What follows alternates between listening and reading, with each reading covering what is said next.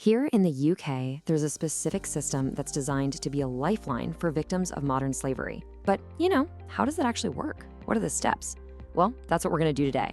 We're going to walk that official pathway step by step to find out. So, let's just imagine this for a second. A potential victim of modern slavery has just been identified. They are incredibly vulnerable, they're probably traumatized, and they are in desperate need of help. So what happens in that very first moment? What is the immediate next step? Well, the good news is what happens next isn't just left to chance. There's a very structured system in place for this exact situation. It's called the National Referral Mechanism, or as you'll hear it called, the NRM. So what is the NRM really? Put simply, it's the UK's official rule book, the official process for identifying victims and then, crucially, making sure they get the support they need. It's a whole system built to provide protection, care, and all those vital services. And honestly, the best way to get your head around the NRM is to think of it exactly like a pathway. It's a structured journey, right? It has clear steps, it has checkpoints, and it's all designed to guide someone from a place of exploitation to a place of safety and, hopefully, recovery. So, what does this journey, this pathway, actually look like on the ground? Let's break it down into the 3 key steps that a potential victim takes once they get on this path. Okay, so here they are, the 3 big stages. It all kicks off with a referral. Now, this is started by someone called a first responder, and you can think of them as the gatekeepers. It could be a police officer, a social worker, maybe someone from an NGO. They're the ones who officially get the ball rolling by referring the person into the system. So once that referral is made, we hit the first major checkpoint. This is called the reasonable grounds decision.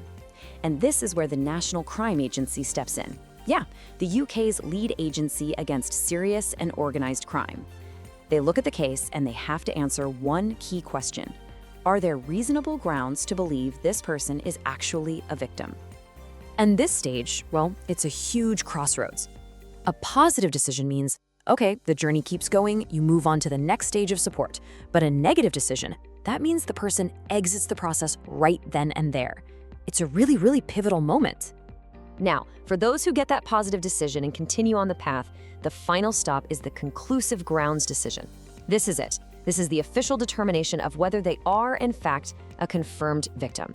And this decision is the key that unlocks all the long-term support. But of course, a victim doesn't walk this path alone. That's so important to remember.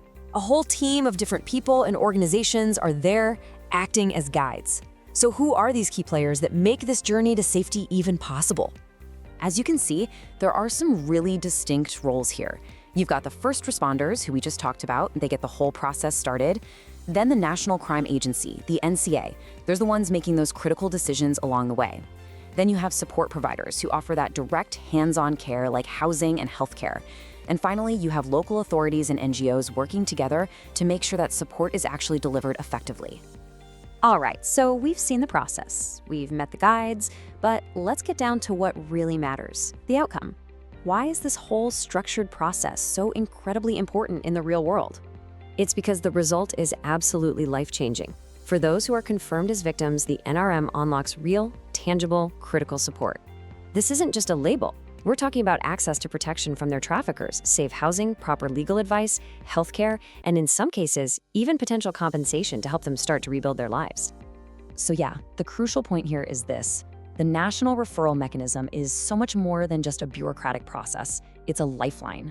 It provides a formal, legal, and supportive pathway that gives victims of modern slavery a genuine shot at recovery and a future that's finally free from exploitation. And that really leaves us with one final thought to chew on. Having a clear process like this is obviously essential, but it does make you wonder, how can a framework like this empower all of us, police, healthcare workers, maybe even you and me, to be more vigilant and more effective in helping those who are trapped? It's a big question and definitely one worth considering. Thanks for joining me for this explainer.